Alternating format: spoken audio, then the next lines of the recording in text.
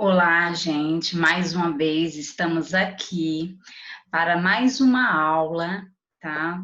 Falando dessa vez sobre o núcleo interfásico. Então, nós vamos trabalhar hoje o núcleo da célula.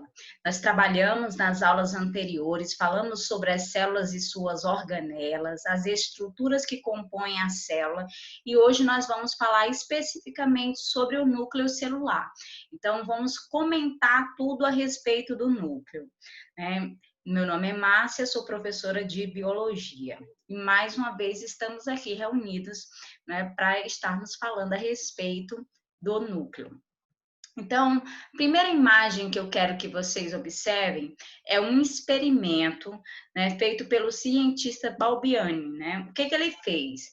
Ele pegou uma célula aonde ele fragmenta essa célula. Deixa eu pegar meu lápis, que vocês sabem que eu adoro trabalhar com esse lápis, né? Por isso que eu ainda uso esse programa. Então, o que ele faz aqui, ó? Deixa eu pegar aqui. Ele fragmentou essa célula e dividiu, né, basicamente, essa célula em duas partes, né? Vou pegar aqui, dividiu a célula em duas partes. Vamos pegar esse lápis, porque que não tá dando meu lápis dessa vez. Ok. E aí, partimos. Isso, agora deu. Partiu a célula, né, uma única célula em duas partes. Vocês vão observar que nessa célula, ela tem um núcleo. Aqui está o núcleo da célula. Então, uma parte ficou com um núcleo e a outra parte aqui, ó, que vocês observam, ela ficou anucleada, não tem o núcleo. Então, imagina, gente, o que nós estamos estudando? Quem é a central que faz é a central de comando da célula? É o núcleo. E por que esse núcleo é o central de comando? Porque dentro está o material genético, que é o DNA. Então você imagina, a parte que ficou com o núcleo, né? Todas as atividades metabólicas vão ficar acontecendo pelo controle do núcleo.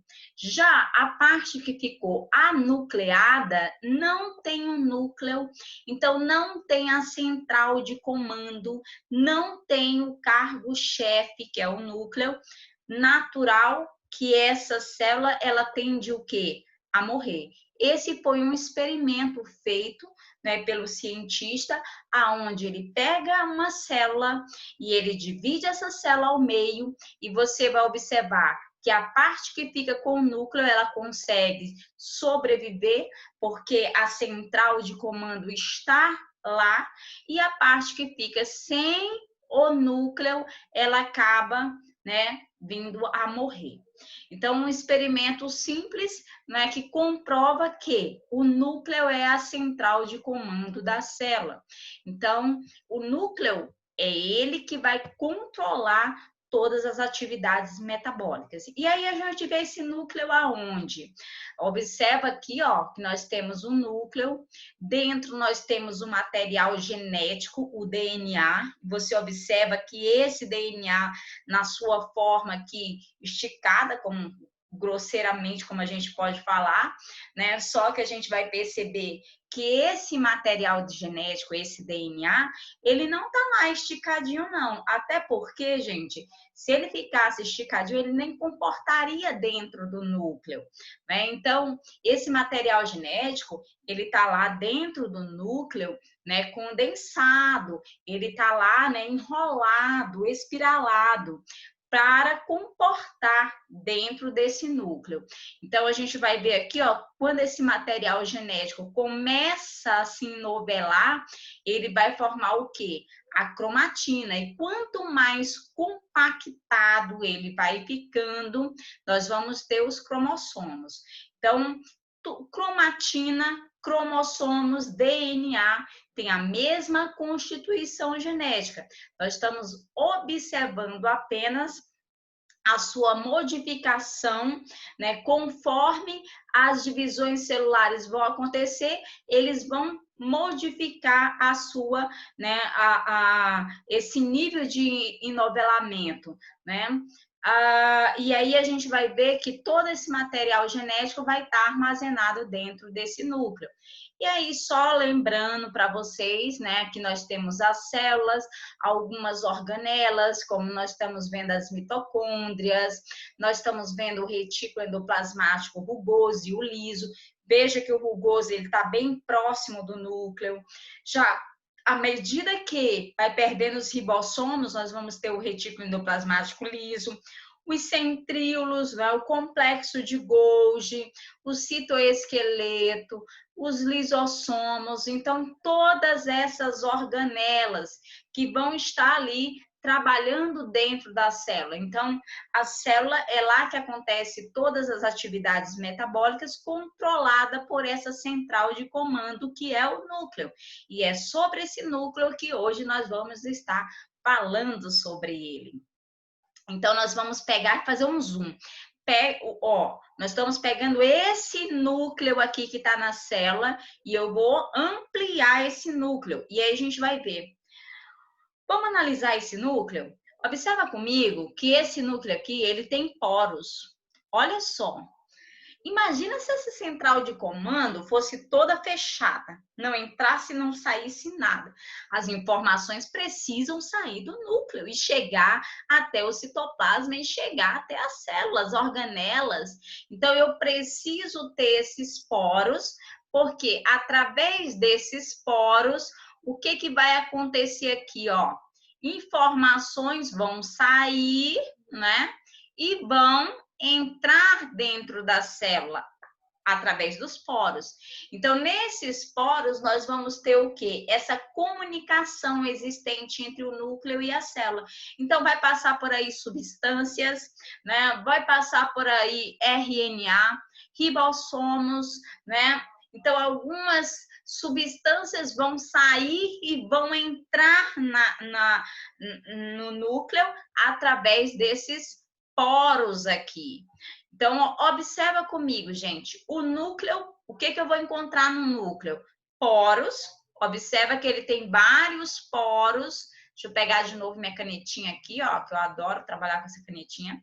Então, ele tem vários poros aqui, ó. E é interessante a gente falar que quanto maior a atividade do núcleo, maior vai ser a quantidade de poros. Então, uma célula, olha só, uma célula que trabalha muito, né? Posso até ter mais de um núcleo por célula. E aí, essa quantidade de poros aqui, ó, pode até ampliar. Por quê? Porque uma célula que ela é muito ativa, né? Uma célula ativa, o seu núcleo celular vai trabalhar muito, então ele vai estar ativo, ele vai precisar acontecer essas trocas de informações, né? Substâncias precisam entrar, precisam sair, e elas vão fazer isso através de quê? Dos poros que tem aqui no núcleo. Veja que o núcleo celular, existe uma membrana que envolve esse núcleo, que é a mesma membrana, né, o mesmo formato de membrana fosfolipídica que envolve a célula. Então, a célula, ela tem a membrana plasmática, que é a membrana celular que envolve a célula, e aí nós temos um núcleo, uma membrana que vai envolver esse núcleo, né, que é a membrana nuclear. Também essa membrana é fosfolipídica. E aí vocês vão ver que o núcleo também vai ter, ó, o retículo endoplasmático rugoso, bem próximo desse núcleo, né? Ele está aderido ao núcleo, o retículo endoplasmático rugoso. Então, olha o que a gente já observou, que o núcleo, ele tem poros, que esses poros, a função dele é permitir a entrada e saída de substâncias, né? Moléculas vão entrar dentro do núcleo, vão sair do núcleo para o citoplasma, né? E aí, essas moléculas que estão entrando e saindo vão passar por esses poros. Nós temos aí a membrana que envolve esse núcleo, que é a membrana nuclear. E aí, o que a gente vai ver? O que preenche esse núcleo? Gente, olha só.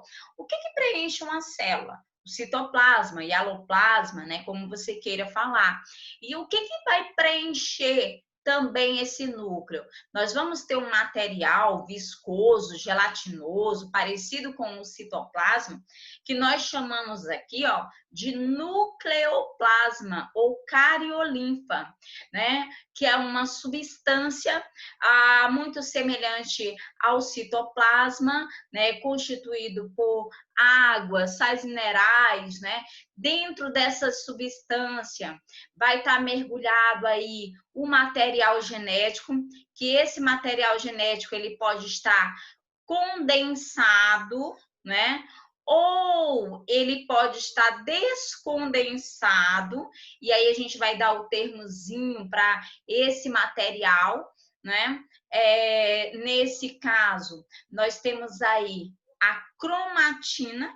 Nesse caso, essa cromatina, por que ela é chamada de cromatina? Porque ela se cora, né? E essa cromatina que ela pode estar condensada, que significa enrolada, ou esticada, né? E aí, essa cromatina que ela está compactada, enrolada, nós chamamos daqui, ó, de heterocromatina. O que seria essa heterocromatina? A cromatina é o material genético que ele está compactado, que ele está enrolado.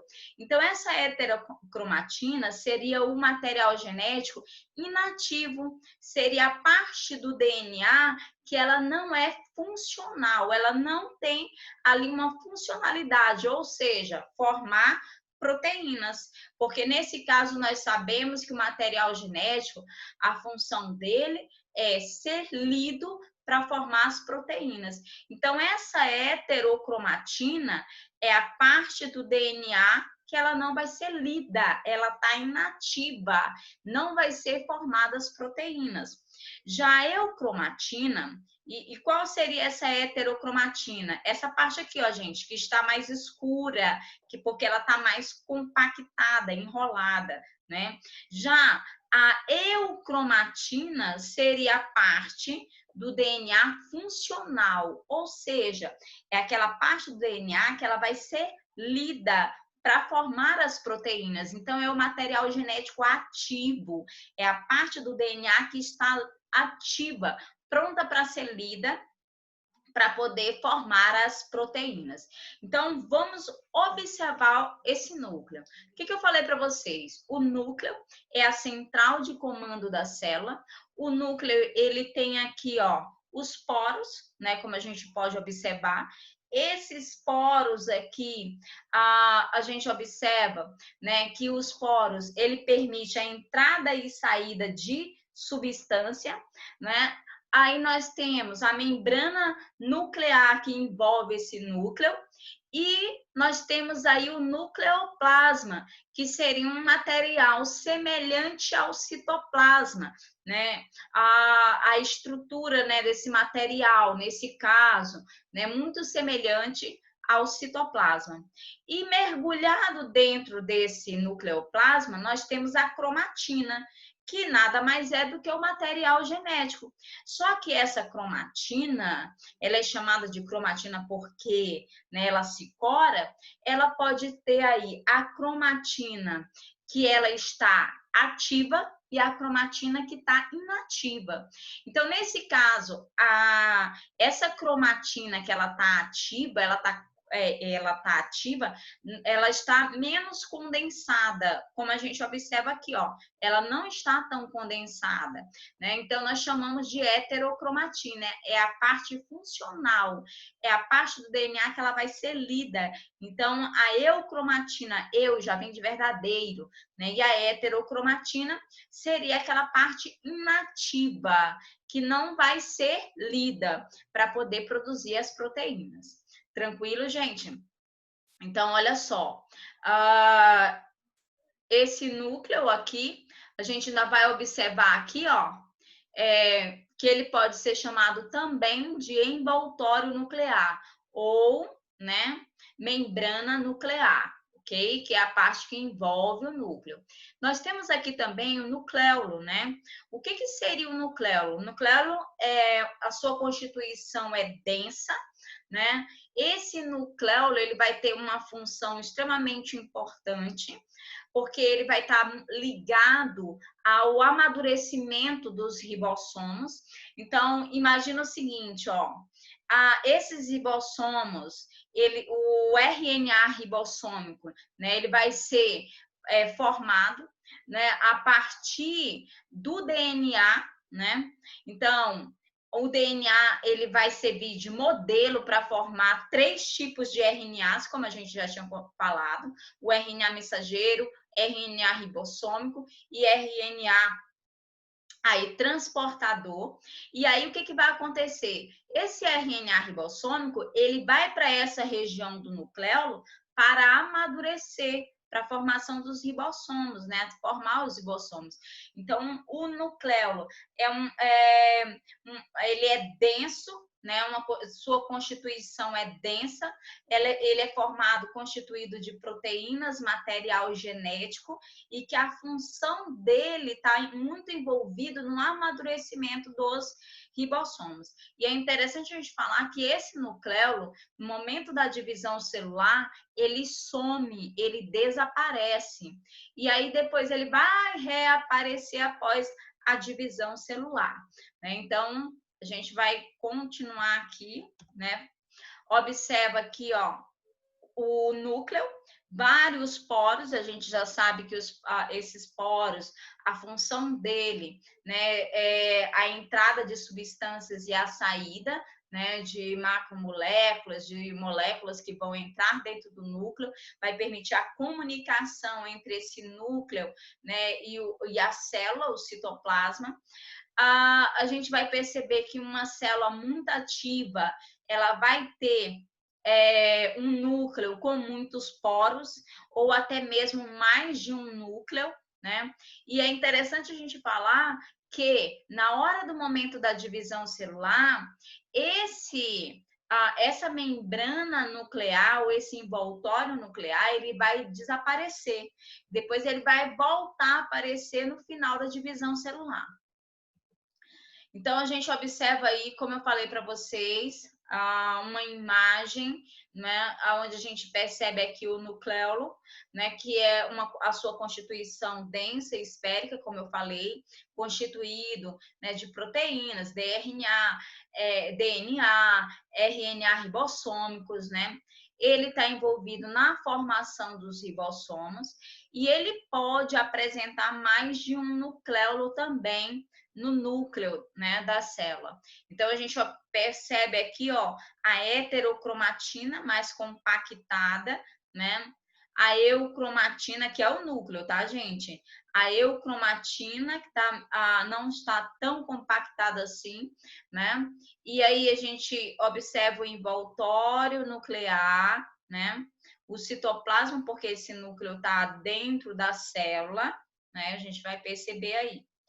E aí a gente, ó, mais uma vez observa o núcleo, né, deixando bem claro que essa cromatina, ela pode estar no formato de heterocromatina ou eucromatina.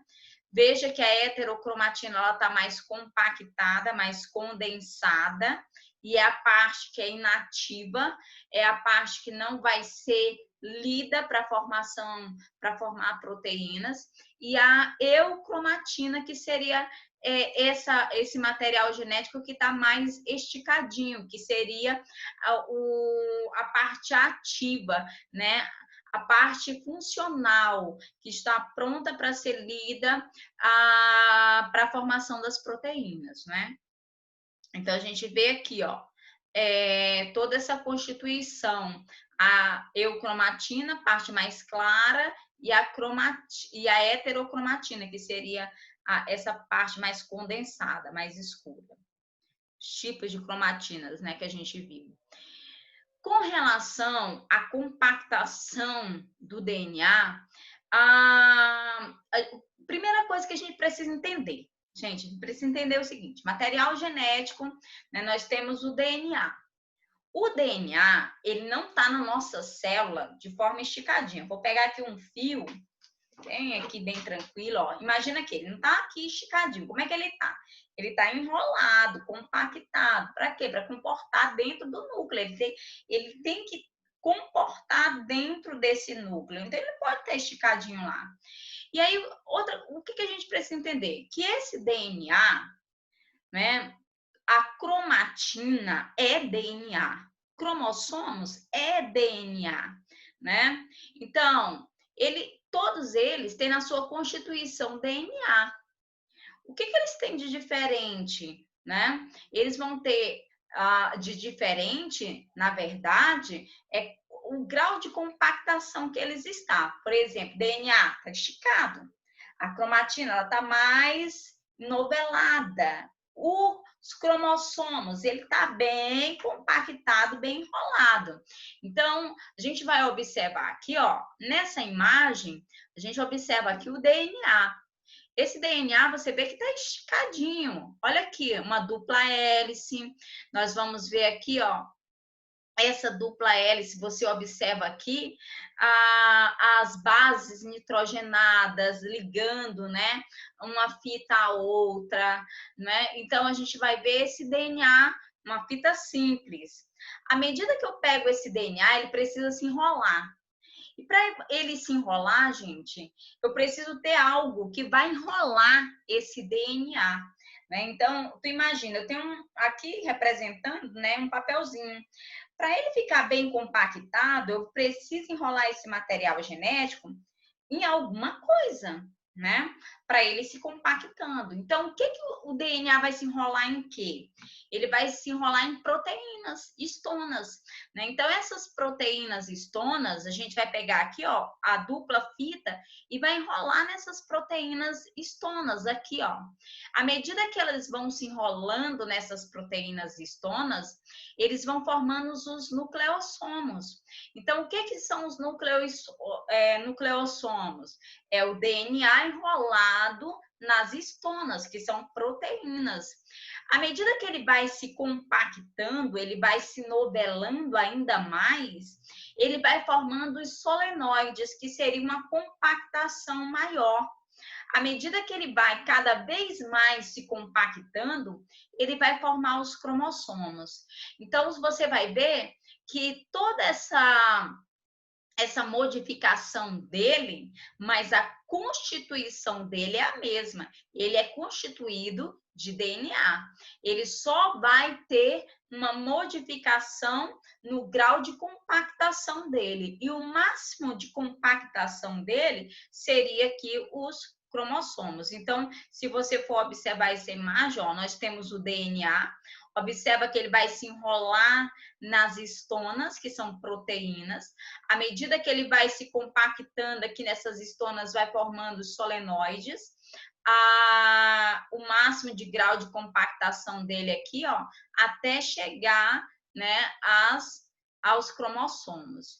Então, ele vai novamente, olha só, novamente, observa aqui o DNA enrolando nas histonas, formando os nucleossomos. À medida que eles vão se compactando, né, eles vão formando aqui os solenoides, né, que seria o grau de compactação dele. E aí, logo em seguida, a gente vê aqui, ó, os cromossomos. E é interessante a gente falar, gente, que, olha só, nós temos 46 cromossomos. No momento da divisão celular, né, é o momento que, por exemplo, quando a gente fala assim, o núcleo interfásico, é o momento que esse núcleo não está em divisão, né? Ele não está se dividindo. Só que chega um momento que o núcleo, a célula, né, ela vai se dividir. E aí o núcleo vai sumir, o envoltório nuclear. Nós temos 46 cromossomos. Esses 46 cromossomos, cada um DNA, um filamento desse, ele vai se duplicar. Então, nesse caso aqui, ó, eu tenho aqui, deixa eu pegar aqui minha canetinha novamente. Eu tenho aqui, ó, né, uma cromatina. Essa cromatina aqui, ó, ela vai formar uma outra cromátide. Então, o que vai acontecer? Por que ele vai ter que se duplicar? Gente, a célula vai se dividir. O material genético, eu preciso formar células que tenham a mesma quantidade de material genético de uma célula-mãe. Então, antes da célula se dividir, ela precisa duplicar o material genético dela. Ó, vamos pela linha, a seguinte linha de raciocínio. Imagina o seguinte, gente. Eu tenho uma célula que ela tem 2 DNAs. E aí essa célula vai se dividir, ela vai sofrer divisão celular. Então, o que acontece? Ela vai formar novas células, né? Ela vai formar 2 novas células. Então, tu imagina, se essa célula se divide e ela não duplica esse material genético dela, né? Na hora que ela for mandar material genético, ela vai mandar menos. Então, antes de sofrer a divisão celular, o material genético, ele é duplicado. Então, tu imagina que eu tenho uma cromátide, ela vai se duplicar formando outra cromátide, aí nós vamos chamar essas cromátides de quê? Cromátides irmãs. Então, durante a interfase, né, que é o momento que a célula não está se dividindo, ela precisa duplicar o seu material genético, o seu DNA, para que na hora da divisão celular, ela possa mandar o quê? Ó, a célula se divide, ela possa mandar 2 DNAs para uma célula, 2 DNA para outra. Então, nesse caso, divisão certinho, né? Nós vamos estudar essas divisões celulares mais na frente, que é essa divisão a qual eu estou falando, que seria a mitose. Então, o que eu preciso entender? Que o núcleo, né, no momento da divisão celular, né, ele vai duplicar o seu material genético. E aí, o que acontece? Ele vai formar uma outra cromátide. Eu tenho aqui, ó, uma cromátide. O que é a cromátide? É DNA. E aí, ele vai formar uma outra cromátide aqui, ó, que seria a cromátide irmã. E aí, essas 2 cromátides, elas vão ficar ligadas por uma região que eu chamo de centrômero. O centrômero, ele une essas 2 cromátides irmãs. Então, elas ficam ligadas por essa região do centrômero. E aí, se a gente for analisar, né, essas cromátides irmãs, você vai observar que aqui na ponta de cada uma delas, dos cromossomos, das cromátides, eu tenho os telômeros. O que são os telômeros? Gente, pensa nos telômeros como aquele plásticozinho que está no teu sapato, ali no cadastro do teu sapato. Qual seria a função daquele plásticozinho? Não deixar que o teu cadastro comece a desfiar. Então, os telômeros, o que vai acontecer aqui, ó, gente? Ele, na verdade, ele impede com que os filamentos desse DNA se fragmentem, né? Se desfiem. E é interessante a gente falar que a cada divisão celular, esses telômeros vão sendo perdidos. Então, acredita-se que ele seria a fonte estudar os telômeros seria estudar a fonte da juventude. Porque nesse caso aqui, ó, a cada divisão celular, esses telômeros vão se perdendo. E quando esses telômeros se perderem totalmente, o que vai acontecer? O DNA, ele vai começar os filamentos deles a se fragmentando e perdendo. E para a célula não quer perder esses filamentos, não quer que esses filamentos, né, se desfiem. O que vai acontecer?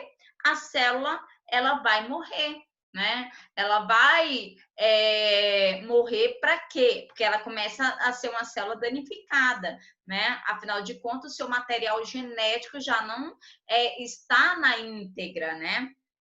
E aí nós vamos ver, também é interessante a gente falar que alguns material genético, nós temos aí a zona SAT, né? Que a gente vai ver mais na frente, que nós vamos ver que está em alguns cromossomos, que ele é responsável por reconstruir o nucleolo. O nucleolo, gente, na hora da divisão celular, ele também some. E ele só vai reaparecer após a divisão celular. Então, nós temos também tipos, né, de cromossomos, que a gente vai ver aqui, ó, como é que esses cromossomos estão classificados, né? Os cromossomos, eles são classificados de acordo com o centrômero deles. Por exemplo, imagina que nós temos aqui, ó, o centrômero no meio, né? Eles são chamados de metacêntrico, quando os braços dos cromossomos são iguais.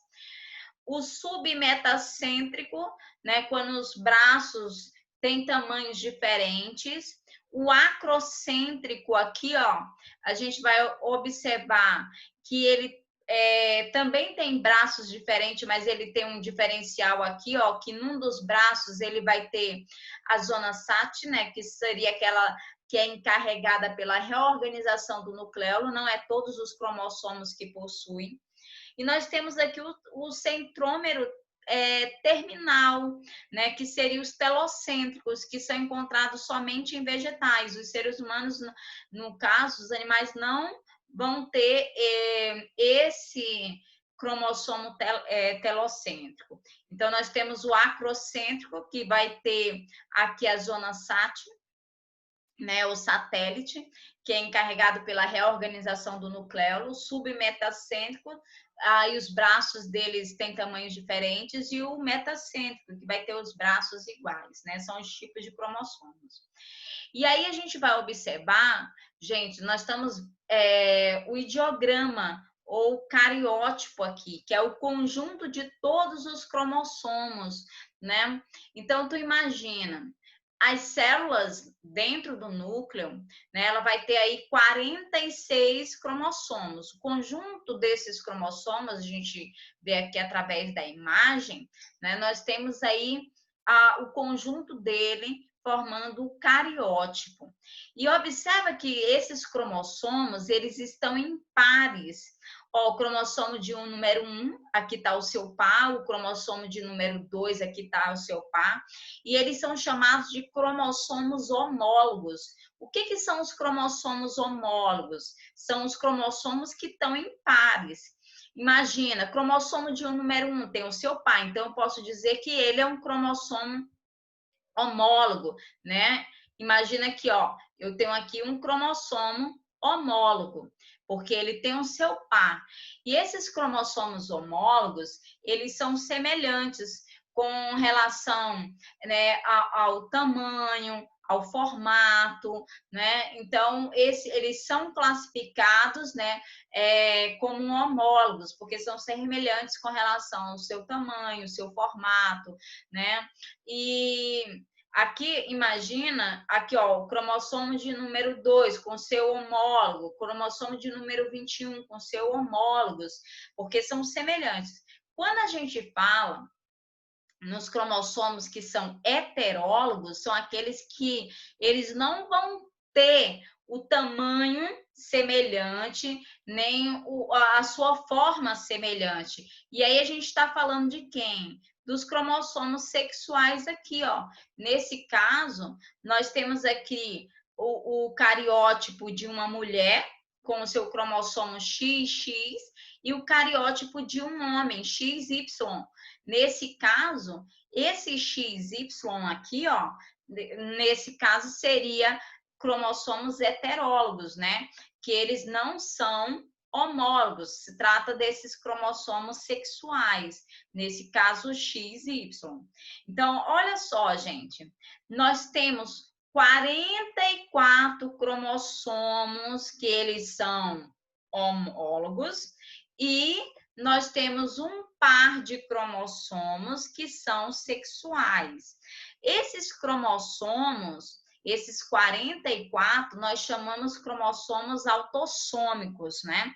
E esses sexuais nós chamamos de alossomos. Então, olha só, a mulher, ela é XX, né?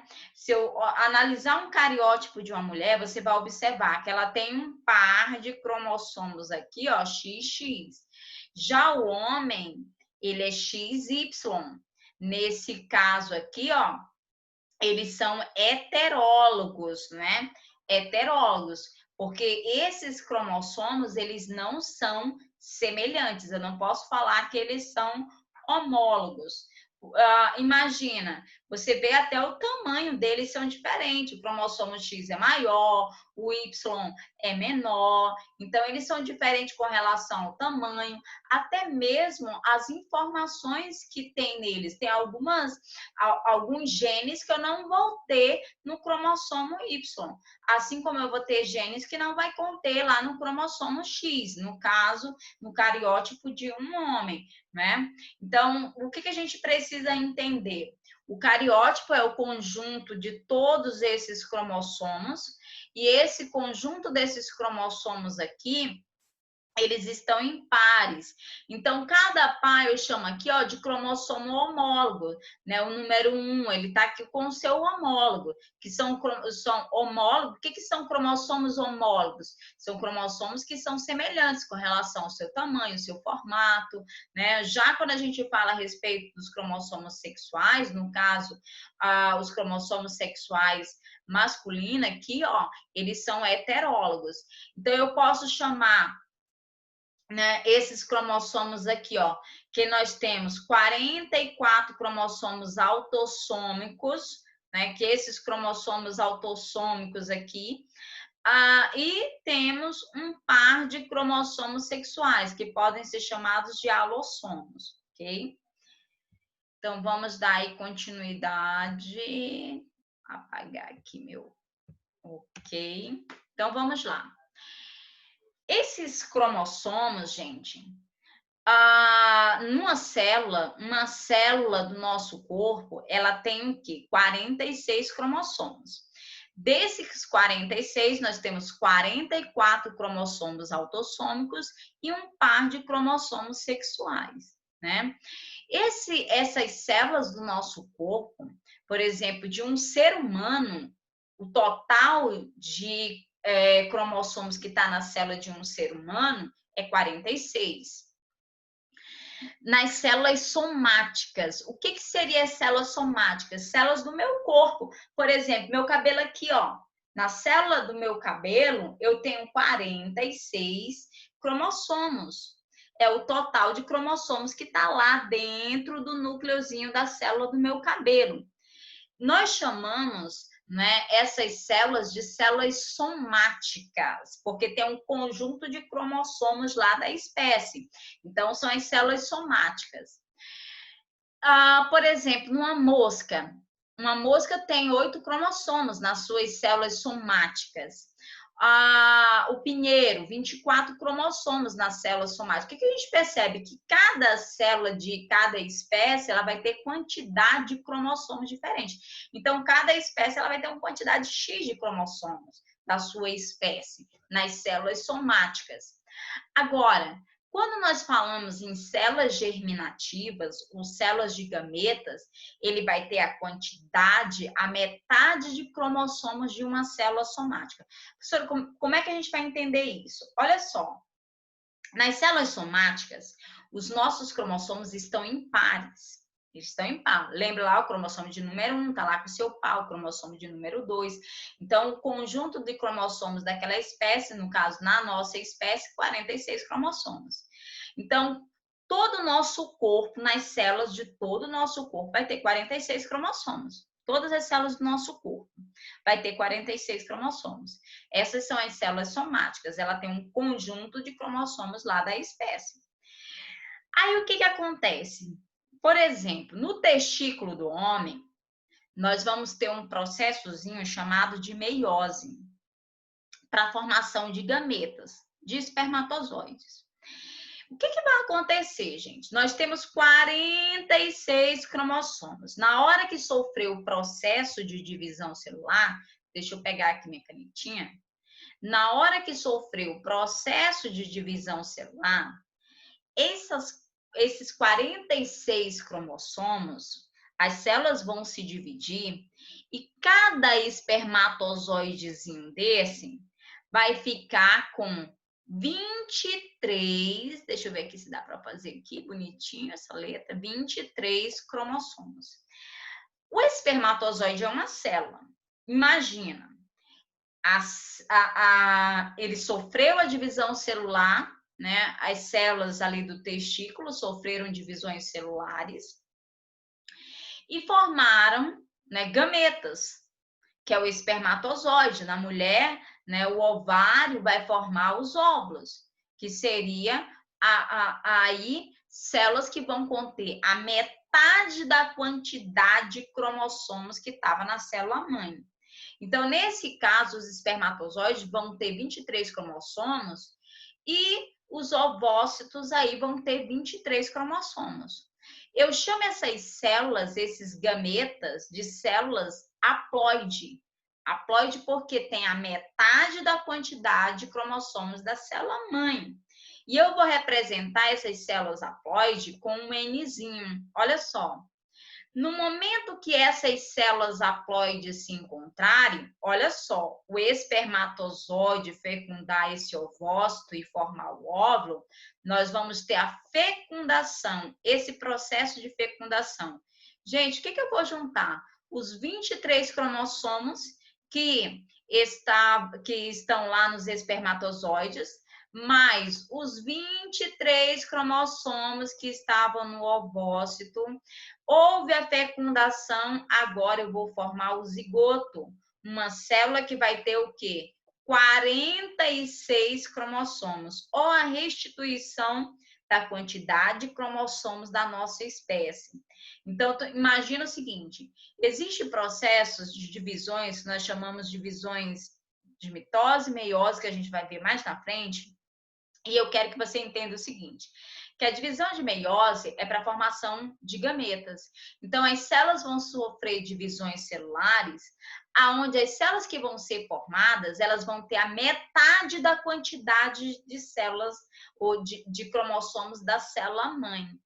E esse processo de divisão celular, de meiose, é unicamente para formar gametas. Então, esses gametas, eles são células que são haploide, tem a metade da quantidade de cromossomos de uma célula mãe. Já as células somáticas, que são as células do nosso corpo, elas vão ser diploide, porque elas estão em pares. Esses cromossomos estão em pares. Então, eles são diploide. Então, imagina o seguinte, ó. Se numa célula somática nós temos 46 cromossomos na nossa espécie, na hora de formar a gameta, as células haploide, que são as células N, elas vão ter 23 cromossomos.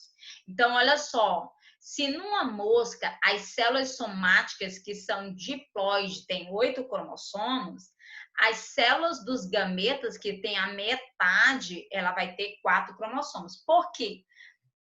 Por que tem a metade? Porque na hora que for sofrer o processo lá de fecundação, que esses gametas masculino e o gameta feminino se encontrar, eles vão restituir a quantidade de cromossomos de uma espécie.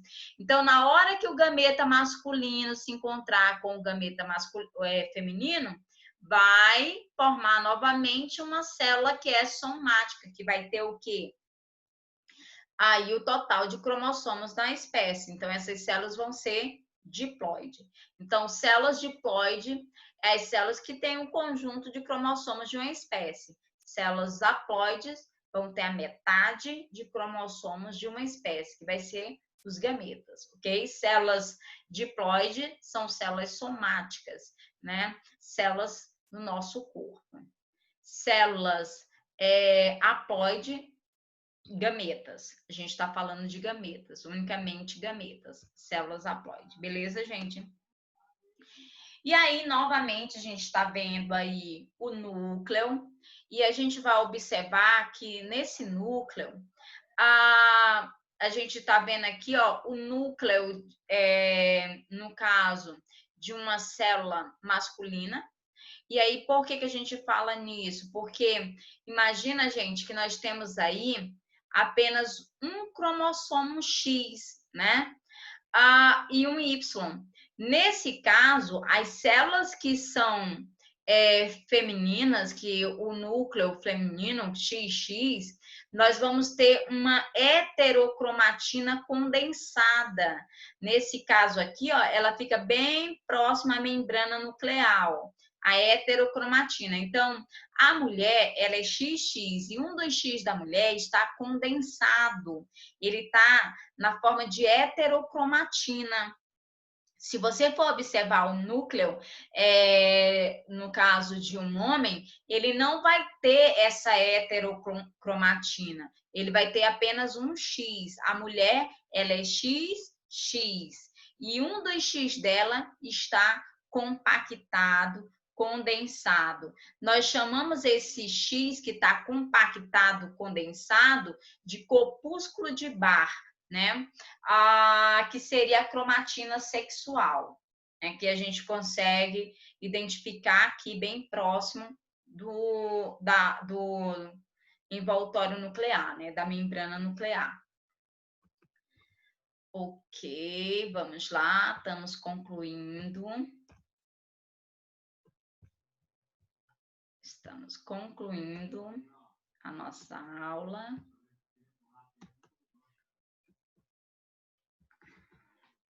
E aí, hoje nós ficamos por aqui. Espero que vocês tenham conseguido, né, tirar um bom proveito dessa aula.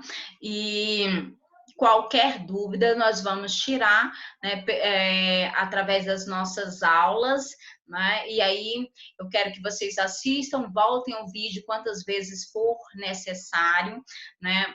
Anote aquilo que você teve dificuldade, porque aí na próxima aula nós vamos tirar todas essas dificuldades, tá? Um beijo, espero que vocês estejam bem, né? E aí a gente volta a se encontrar na próxima aula. Tranquilo, gente? Tudo de bom para vocês. E ficamos por aqui. Um grande abraço.